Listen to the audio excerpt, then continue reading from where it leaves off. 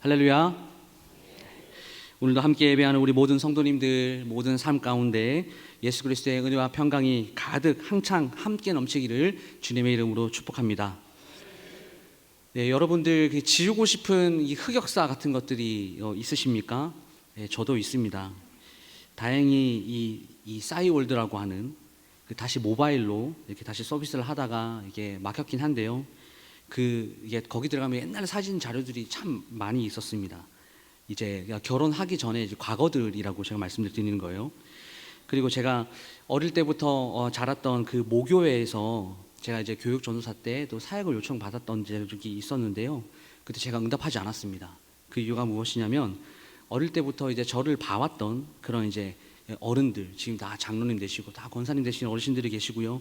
그리고 친구들이 있고요. 또 형들이 있고요. 누나들, 동생들, 제 과거를 다 알고 있기 때문이에요. 네. 어릴 때는 제가 참 다혈질이었습니다. 제가 찬양팀 사역을 굉장히 오래 했는데요. 찬양팀 연습을 하다가 제 마음에 들지 않으면 제가 이제 드럼 연주자였거든요. 그 드럼 스틱을 확 집어 던져버리고 나가버렸습니다. 막 열받으면 막 연락도 안 받고 막 며칠 동안 막 잠수도 탔고 막 그랬거든요. 예, 지금 상상이 되지 않으시죠? 그리고 이게 저랑 이렇게 썸이 있었던 그런 자매들이 아직 모교에 있어요. 결정적으로. 예전에 그래서 이렇게 청년부 사역으로 요청을 했던 적이 있지만 이런 흑역사들로 인하여서 응답을 하지 않았습니다. 정말 지울 수만 있다면 이 억만금을 들여서라도 지우고 싶은 흑역사들이 이게 있다라고 하는 것이죠. 이렇게 누구나 지우고 싶은 이 과거가 있는 것처럼 오늘 우리가 읽었던 이 본문의 이야기들도 이스라엘 역사 가운데서 정말 지우고 싶은 흑역사, 이 흑역사들이 기록되어 있습니다. 어떤 역사길래 이럴까요? 한 사람의 교만 때문에 같은 민족끼리 피를 흘리며 싸우게 되는 이 역사가 기록이 되어 있다라는 것이죠. 근데 이 흑역사, 이것이 중요한 이유는 무엇이냐면 이것을 통해서 우리에게 주는 교훈이 분명히 있기 때문입니다. 임마누엘의 하나님께서 함께 하신다라는 이 가장 중요한 이 어떤 기독교 교리들이 이 오늘 본문 안에 녹여져 있다라고 하는 것이에요. 본문으로 들어가기 전에 우리가 기본적으로 이스라엘 분단 역사 속에서 알아야 할 것이 있습니다. 그것은 무엇이냐면 남유다 북이스라엘이 나누어질 때에 그 시작이 어떠했는가라고 하는 것입니다. 왜냐하면 그 최초의 처음의 평가들이 그 남북이 각각 이 바벨론과 이 아수르에게 멸망당할 때까지 그 평가들이 계속 가기 때문입니다. 우리가 알다시피 남유다는 기본적으로 다윗의 후손입니다. 그리고 북이스라엘은 이 여로보암이라는 왕이 이 초대 왕이었기 때문에 그쪽 후손들이에요. 그런데 이 두 나라의 하나님의 평가가 완전히 갈립니다. 남유다는 우리가 잘 알다시피 다윗의 후손이어서 그랬을까요? 하나님께서 보시기에 정직하게 행했으니 이런 이야기가 나오고요. 그리고 북이스라엘은 여로보암의 길로 행하였다라는 이런 평가들이 계속해서 반복해서 나오는 것들을 보게 됩니다. 그렇다면 여로보암의 길은 과연 무엇일까요? 그것은 오늘 본문에는 나오지 않습니다. 열왕기상 12장 28절에서 33절까지 말씀에 나오는데 세 가지입니다. 첫 번째는요, 산당을 짓고 레위인들이 아니라 일반 백성들을 제사장으로 세운 죄입니다. 그리고 두 번째는 유대인들이 드렸던 그 초막절을 좀 이렇게 비슷하게 카피를 해가지고 예루살렘 성으로 가지 못하게 하고 사마리아 산당에서 예배를 드리게 한 것입니다. 그리고 세 번째는 하나님께서 제정하신 그 절기의 날짜를 임의로 바꾸어 가지고 지키게 한 것입니다. 이 세 가지 죄가 얼마나 하나님께서 보시기에 상처가 되셨으면 북이스라엘이 아수르에 망하는 그날까지, 그러니까 다시 말해서 북이스라엘 왕조가 끝날 때까지 이렇게 꼬리표처럼 지적당하는 죄였다라고 하는 것이죠. 본문으로 돌아와서요, 그 당시에 남유다 왕이 누구였냐? 아마샤였습니다. 아마샤는 남유다의 9대 왕으로서 요아스의 아들입니다. 이 왕은 이제 3절 말씀, 오늘 읽진 않았습니다. 3절 말씀 보시면 이렇게 되어 있어요. 여호와 보시기에 정직히 행하였으나 이렇게 되어 있습니다. 여기까지는 좋은데요, 그 다음을 보게 되면 그의 조상 다윗과는 같지 아니하였다, 이런 코멘트들이 붙어 있습니다. 그 산당을 제거하지 않은 그 죄를 말하는 것입니다. 그러니까 여호와의 보시기에 정직한 길을 행하였지만 이제 산당을 지어놓고 우상 숭배를 했다. 이제 이 이야기죠. 그리고 왕이 된 후에 그 아버지를 죽인 원수들을 다 칼로 다 죽여버렸습니다. 그러니까 피해 복수를 이렇게 하게 된 거예요. 또한 당시 전 세계를 호령했던 이 에돔과의 전쟁에서 승리를 합니다. 이 전쟁 이후에 이제 아마샤가 교만해졌어요. 그 당시에 가장 큰 국가와 전쟁을 해서 이겼기 때문에 그 교만이 어디까지 뻗냐? 북이스라엘까지 뻗게 됩니다. 그래서 그 당시에 북이스라엘이었던 왕이었던 그 요아스 왕에게 이제 이렇게 전쟁을 해서 누가 더 강하냐 이것을 한번 겨루어보자 이런 이야기를 합니다. 근데 요아스 왕이 어떻게 반응을 했냐면요, 이게 콧방귀를 껴요. 그리고 아마샤에게 이 비유를 통해서 막 경고를 하는데 아마샤가 그 말을 듣지 않습니다. 그러자 북이스라엘 왕 요아스가 남유다를 쳐요. 그리고 이 아마샤를 포로로 잡아갑니다. 그리고 나서 이야기가 갑자기 확 바뀌면서 이제 북이스라엘의 요아스가 먼저 죽고 뭐 많은 이런 이야기들이 이제 17절부터 나오면서 남유다의 왕 아마샤가 15년을 더 살다가 신하들의 반역으로 라기스로 도망갔다가 반역한 그런 무리가 보낸 자객에 의해서 죽고 예루살렘에 장사되었다라는 이야기가 18절에서 20절까지 등장을 합니다. 근데 오늘 사실 중요한 본문은 이제 15장 넘어가서가 참 중요한 건데 너무 본문이 강대해서 딱 핵심만 읽었거든요. 이제부터가 참 중요한데요. 그 이후에 요마서 오늘 읽었던 그 15장 1절 말씀을 보시게 되면 남유다는 이 어떤 왕으로 세우냐? 이제 아사랴라고 하는 왕을 이제 왕으로 세웁니다. 그때 북이스라엘의 왕이 누구였냐? 14장 23절 말씀을 보니까요, 여로보암이라고 이렇게 기록을 하고 있어요. 북이스라엘의 이 왕의 어떤 초대 왕이었던 여로보암이 이게 살아서 돌아온 것도 아니고, 이 사람은 당연히 여로보암 2세이겠죠. 그러면 이 아사랴가 누구냐? 한 번쯤은 들어보셨을 겁니다. 우시야라고 들어보셨죠? 우시야 왕이 아사랴예요. 성경은 이 두 이름을 혼용하여서 쓰고 있어서 우리가 잘 살펴봐야 됩니다. 아사랴라는 말의 뜻은 여호와는 나의 도움이시다라는 뜻이고, 이 우시야라고 하는 뜻은 여호와는 나의 능력이시다라고 하는 뜻입니다. 이 우시야 때에 남유다가 이제 강성해집니다. 그 이유가 무엇이냐? 역대하 26장 4절과 5절에 나오시는데요, 그 말씀을 보게 되면 이렇습니다. 우시야가 그의 아버지 아마샤의 모든 행위대로 여호와 보시기에 정직하게 행하며 하나님의 묵시를 밝히 아는 스가랴가 사는 날에 하나님을 찾았고 그가 여호와를 찾을 동안에는 하나님이 형통하게 하셨더라. 아멘.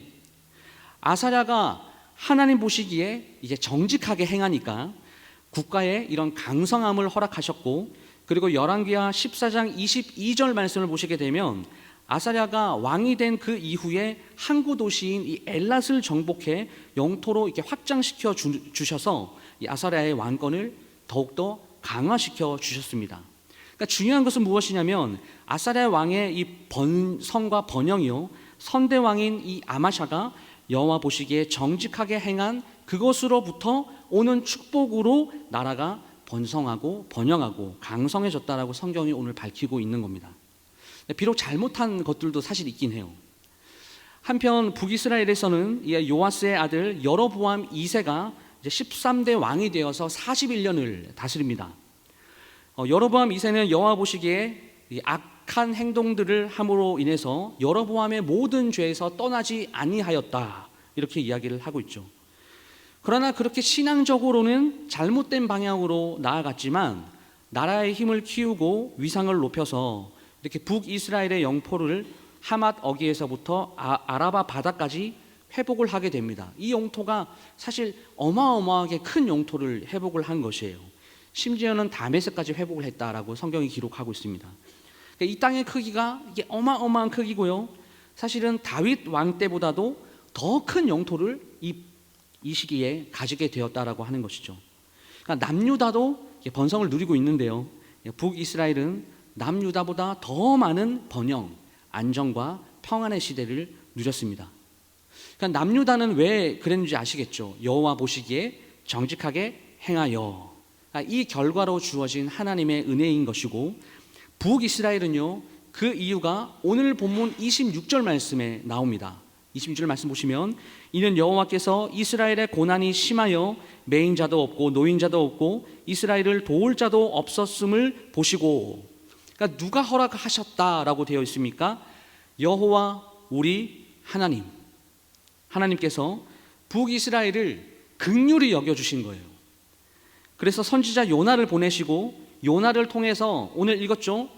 딱 허락하신 그만큼만 번영을 누리게 하셨습니다. 심지어 여로보암 2세가 이 남유다와는 다르게 여호와 보시기에 정직하게 행했다라는 기록이 어딜 봐도 없어요. 그럼에도 불구하고 하나님께서 그 땅을 긍휼히 여겨주셔서 영토를, 어마어마한 영토를 회복하게 하셨다. 북이스라엘은 어떻습니까? 하나님이 없으면 안 되는 나라예요. 하나님이 함께 하시지 않으면, 하나님이 이게 임마누엘의 하나님으로 계시지 않으면 이 북이스라엘은 어떻게 될지 아무도 모르는 그런 나라입니다. 하나님께서 꽉 붙잡고 있어야 되는, 그래서 하나님께서 떠나지 않으셔야 하는, 하나님이 늘 함께 계셔야 되는 그런 나라다라고 하는 것이에요. 여러분, 이게 무엇인지 아십니까? 우리가 좀 성경적인 용어를 써보면 이제 헤세드라고 하는 것입니다. 이게 은혜예요. 은혜. 은혜는 무엇입니까? 나는 받을 자격을 갖추지 않았습니다. 그럼에도 그것을 주시는 분이, 좋은 것을 주시는 분이 일방적으로 주시는 거예요. 그게 바로 선물이라고 표현하면 이게 딱 맞는데요. 여기서 우리의 상식을 한번 동원해 볼게요. 내가 자격이 없습니다. 그런데 뭔가를 받았습니다. 그러면 어떤 마음이 드십니까? 감사. 그렇죠.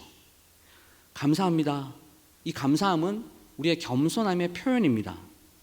이게 누구로부터 왔고 내가 자격이 없음에도 그 주시는 분의 일방적인 사랑으로 좋은 것이 주어졌다면 우리는 당연히 고개를 숙여야 하는 것이죠. 그것을 주신 분에게 영광을 돌리는 것이 당연하고 감사를 올리는 것이 당연합니다. 그게 은혜 받은 자들의 합당한 반응이에요. 그런데 오늘 본문 여로보암 2세를 보시게 되면, 그리고 그를 비롯한 그 이후의 북이스라엘을 보게 되면 전혀 이 임마누엘의 하나님, 은혜로 주어지는 함께 하시는 하나님, 그 하나님을 생각하지 않습니다. 오히려 선지자, 그 하나님의 메시지를 전달하는 그 선지자를 다 죽여버리려고 해요. 하나님이 긍휼을 베푸셔서 그 북이스라엘을 꽉 붙잡아 주시고 임마누엘, 우리와 함께 하시며 번영을 주시는데요, 그것을 허락하신 분을 전혀 생각하지 않습니다. 이런 사람들이 진짜 완전 나쁜 사람들이죠. 그러므로 본문에서 여로보암 2세가 한 업적을 보고 있으면 우리에게 어떤 교훈을 줄까요? 참된 성공이 과연 무엇인가? 라고 하는 교훈을 줍니다. 열왕기서는 이 왕정 시대의 모든 것들을 다 기록을 하고 있죠. 나라가 이제 솔로몬 이후에 두 쪽으로 쪼개져서 지금 저희 나라와 같이 북이스라엘과 남유다로 나뉘게 되었고, 그 왕조가 계속해서 바뀌면서 일어나는 일들을 가감없이 리얼하게 기록하고 있는 책이 바로 열왕기서, 그리고 역대상하입니다. 근데 열왕기서의 이야기를 보게 되면 딱 두 가지로 우리가 왕들을 평가할 수 있습니다. 여호와 보시기에 정직하게 행한 왕인가, 아니면 여호와 보시기에 악을 행한 왕인가. 대체적으로 이 다윗 왕가의 후손인 남유다는 하나님께서 다윗과 이 언약을 맺으셨죠. 그래서 그 언약 때문에 이 왕가를 보호하고 지켜주세요.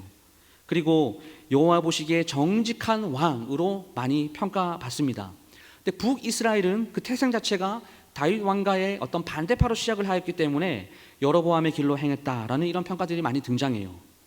그렇기 때문에 여러분, 성공적인 왕, 그 기준이 과연 무엇이겠습니까? 얼마나 그 왕이 통치하고 있을 때에 많은 영토를 넓혔냐, 얼마나 많은 성공을 가져다 주었느냐, 얼마나 이 왕이 얼마나 많은 업적을 이루었느냐, 이것에 성경은 두지 않고 하나로 딱 평가하는 것이에요. 하나님 보시기에 어땠느냐, 이거 하나의 평가를 둡니다. 그러면 이러한 관점과 기준을 가지고 여로보암 2세를 한번 볼까요? 이 왕은 북이스라엘의 전례 없는 많은 영토를 차지했습니다. 그리고 굉장히 많은 나라의 힘을 키웠었습니다. 뿐만 아닙니다. 경제와 정치에도 능력이 아주 대단했어요. 그래서 여로보암 2세 때 경제적으로 북이스라엘이 가장 흥왕했고 정치적으로는 가장 안정적이었지만, 그래서 그 나라가 41년 동안 평안하고 안정적이었지만 성경은 이 여로보암 2세를 훌륭한 왕으로 이야기하고 있지 않다라는 거예요. 단지 이렇게 이야기합니다. 여호와 보시기에 악을 행했다, 이렇게 기록합니다. 무슨 말입니까? 우리의 시각으로 봤을 때 이게 대단한 성공같이 보이고, 그리고 세상의 안경으로는 여로보암 왕을 딱 보면 정말로 멋지고 스마트하고 신사적이고 아주 굉장한 왕이고 대단한 왕이고, 또 다시 이 북이스라엘에 이런 왕이 언제 등장할까 싶을 정도로 정말 괜찮은 왕처럼 보이지만, 하나님이 보시기에는 이 왕이 실패했다라는 거예요. 그렇다면 왜 이런 평가를 성경이 하고 있을까요? 다른 게 아닙니다. 여로보암 2세의 그 성공의 길을 이끌어 나가신 분이 누구실까요? 나라를 번성케 하신 분이 누구입니까? 나라가 잘 살게 되고 평안을 누리게 그것을 허락하신 분이 누구십니까? 바로 이 세상을 말씀 하나로 창조하신, 전지전능하시고 무소부재하시고 불가능이 없으신 우리 하나님 여호와, 우리 아버지신데요, 여로보암 2세는 그 사실을 잃어버렸습니다. 늘 하나님께서 함께 하시고, 그리고 내가 너와 함께하고 있다는 것을 그 수많은 기적과 이적을 통해서 보여주셨음에도 불구하고, 그 임마누엘의 하나님을 경험토록 하기 위해서 그 수많은 것들을 보여주셨음에도 불구하고 여로보암 2세는 그것을 기억하지 않습니다. 이 모든 것들이 내가 잘나서 자신의 업적처럼 생각을 했다라는 거예요. 내가 잘해서, 내가 잘나서, 내 능력이 뛰어나서 내가 이렇게 열심히 노력해서 얻었다라고 그렇게 생각했다라는 겁니다. 이게 무엇입니까? 교만이죠. 교만. 여로보암이 강해서 전쟁에서 결코 승리한 것이 아닌데, 하나님의 능력이 강하시고 하나님이 힘이 세셔서 이스라엘을 승리케 하신 것인데, 여로보암은 그것을 생각하지 않았습니다. 이 나라의 부강함, 번영, 안정, 평안에 하나님이 함께 하신 임마누엘의 하나님은 온데간데 없게 된 것이죠. 근데 반대로요, 아마샤와 아사랴의 인생을 한번 보시게 되면, 여러분, 남유다의 이 아마샤는요, 한 사람의 인생이 이렇게도 기구한가 할 정도로 이 사람이 왕이었음에도 불구하고 인생에 어마어마한 슬픔과 실패가 있었습니다. 그리고 북이스라엘의 전장에서는요, 처참히 패배하여서 그 이 아마샤 왕의 마지막 죽음이요, 너무너무 비참했어요. 그 외에도 어떤 본인들의 잘못이 또 있었겠지만, 한 가지 여기서 우리가 위로가 될 만한 사실을 발견하는 것은 하나님이 보시기에 정직한 행동을 했다라는 이런 평가를 받았다라는 것입니다. 그러면 아사랴는요, 선대왕이 하나님 보시기 정직하게 행했습니다. 그러니까 이 길을 놓치지 않았습니다. 따라갔습니다. 번영 가운데서도 이 북이스라엘과는 다르게 하나님이 우리와 함께 계신다라는 그 임마누엘의 하나님을 생각했고, 그 번영과 그 축복들이 어디로부터 왔는지 이것을 늘 기억했어요. 물론 우시아 왕 말년에는 하나님을 또한 잃어버리고 나라의 어떤 번성 절정 가운데서 교만하여져서 오직 제사장에게만 허락된 제사법을 어기고 자기가 직접 분양하려다가 나병의 저주를 받게 되는 또 이 비참함이 있긴 하였지만, 이때만큼은 하나님과의 관계가 참 친밀했습니다. 여러분, 사실 남유다나 북이스라엘이 우리가 이야기하는 바로 이게 독인 객인입니다. 거기서 거기에요. 차이는 죄를 짓는 그 현장 가운데서도, 교만이 하늘을 찌르는 그 순간 가운데서도, 나라가 번성했다라는 그 행복에 도취하는 그 순간 가운데서도 그 임마누엘의 하나님, 하나님이 우리와 함께 계시고 하나님이 나를 지금 이렇게 꽉 붙잡고 계신다라는 그 하나님이 계신다라는 것을 인식하고 사느냐, 하나님이 없는 것처럼 살고 있느냐 하는 것입니다. 두 나라 모두가 다 번성했어요. 잘 되었습니다. 부강했습니다. 그런데 왜 하나님의 평가는 이렇게 완벽하게 둘로 갈립니까? 그것은 바로 하나님 인식이에요. 제가 자주 하는 우리 이야기인데, 제가 청년들에게도 자주 이야기하는 이야기입니다. 우리가 모두가 다 죄인입니다. 그렇기 때문에 이 순간 틈만 딱 주어지면요, 우리는 죄를 지어요. 근데 죄를 짓는 삶이 우리에게는 당연합니다. 죄 짓는 게 너무나 자연스러워요. 그래서 우리의 존재를 우리는 부인할 수가 없습니다. 죄를 안 지으려고 그렇게 애를 쓰면서 살아가지만 사실 그게 잘 되지 않습니다. 왜 그렇습니까? 우리가 구원을 받았음에도 불구하고 아직 여전히 우리는 죄인으로 이 땅에서 살아가고 있기 때문이에요. 그래서 그리스도인들은 우리가 죄를 짓지 않기 위해서는 뭐 이렇게 해야 됩니다, 저렇게 해야 됩니다라는 어떤 이런 방법들을 배우는 것이 아니라 우리 존재 자체가 하나님을 필요로 한다라는 사실을 우리가 인정해야 되는 겁니다. 이걸 잊어버리면 안 됩니다. 신앙생활 가운데 뭐 여러 가지 어떤 방법론들, 여러 가지 스킬들보다도 사실 더 중요한 것은 하나님 그 자체이십니다. 그리고 어딜 가든지 하나님은 우리와 함께 하십니다.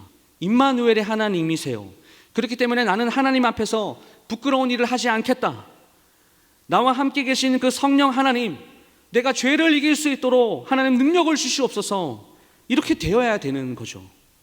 그럼 그렇게 되면 어떻게 될까요? 분별력이 주어져요. 분별력이 생깁니다. 아, 이건 하나님이 싫어하시는 거야, 이건 하나님이 기뻐하시는 거야, 이런 분별력.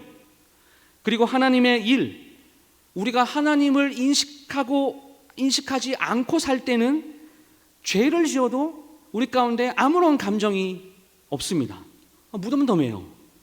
그러나 하나님이 함께 하신다라고 하는 이 하나님 인식, 이 하나님을 인식하면서 살게 되면요, 죄를 짓잖아요. 그러면 우리의 양심의 작용을 통해서 이미 하나님께서 그 거룩하신 성품을 우리에게 전가하여 주셨고, 우리도 그 거룩의 성품을 가지고 있는 자이기 때문에 그 양심을 작용을 통해서 아, 내가 죄를 지었구나 라고 하는 그 마음의 불편함들이 생기게 되는 겁니다. 그것이 어디로 이어집니까? 하나님 앞에 엎드려서 회개하는 데까지 나아가게 되는 것이죠. 그리고 기도의 자리로 나아가게 만드는 겁니다. 이 모든 과정들이 자연스럽게 이어지는 거예요. 이게 어떨 때 이런 당연한 반응들이 생기게 되는 것입니까?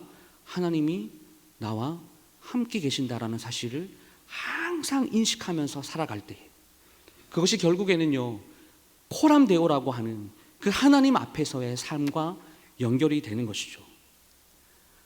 여러분, 오늘 본문 속에 등장하는 이 두 왕 중에서 두 나라의 이야기를 우리가 살펴보았는데요, 우리는 어떤 인생에 더 주목을 해야 될까요?